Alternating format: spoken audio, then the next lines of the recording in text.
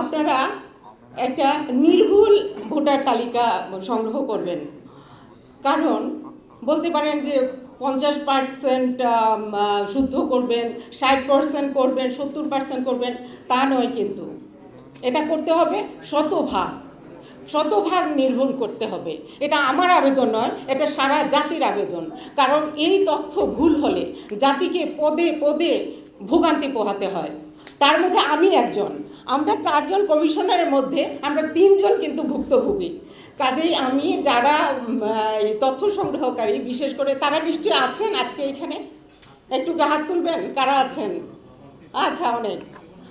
আপনাদের কাছে বিশেষ অনুরোধ, আপনারা সঠিক তথ্য তুলবেন। যেমন কেউ যদি বলে আমার নাম জামাল, কানে শুনবেন কামাল, হাতে লিখবেন কামাল, তা কিন্তু না। কানে যেটা শুনবেন হাতেও সেটা করবেন, দুটোকে ম্যাচ করার চেষ্টা করবেন। এটা আমার একটা বিনীত অনুরোধ আপনাদের কাছে।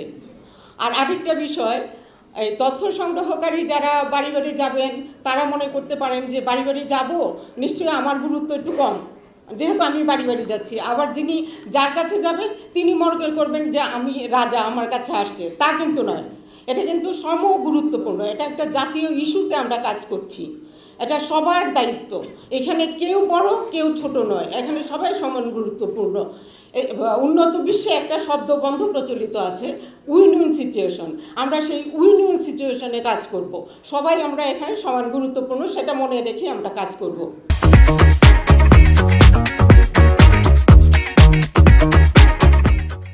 আর আরেকটা বিষয় বলতে চাচ্ছি, সেটা হলো তথ্য সংগ্রহ গ্রামাঞ্চলে যতটা সহজ, শহরাঞ্চলে কিন্তু ততটা সহজ নয়।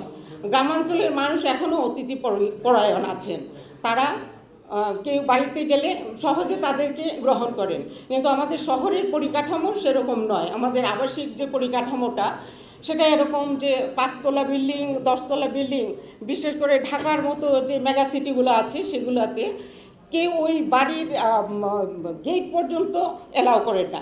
তো সেই বিষয়টা আজকে আমরা যারা এখানে উপস্থিত আছি সবাইকে এই বিষয়টা খেয়াল রাখতে হবে। বিশেষ করে আইন শৃঙ্খলা রক্ষা বাহিনী, তাদের দায়িত্ব আছে, সাংবাদিক ভাই বোনবৃন্দ তাদের দায়িত্ব আছে, সমাজের সকলের এই দায়িত্বটা, মানে সবাইকে সহযোগিতা করতে হবে এই বিষয়ে, এই ভোটার তালিকা প্রণয়ন বিষয়ে। তো আমি আর আমার বক্তব্য বেশি দীর্ঘায়িত করব না। আমি তাই এই অগণিত শহীদের রক্তের প্রতি শ্রদ্ধা জানিয়ে এবং সবার সহযোগিতা কামনা করে সারা দেশব্যাপী যারা এই কর্মযুদ্ধের সাথে জড়িত সবার সহযোগিতা কামনা করে আমি আমার বক্তব্য শেষ করছি। ধন্যবাদ সবাইকে।